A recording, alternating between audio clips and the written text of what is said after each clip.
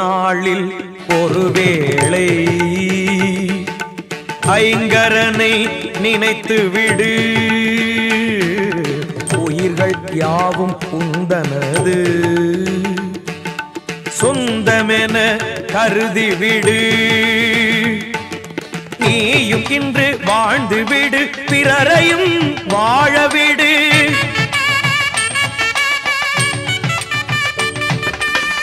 இந்த எண்ணம் உனக்கிருந்தால் திருவருள் துணை இருக்கும். தினம் தினம் மனம் துதிக்கும், அவன் அருள் நலம் சேர்க்கும்.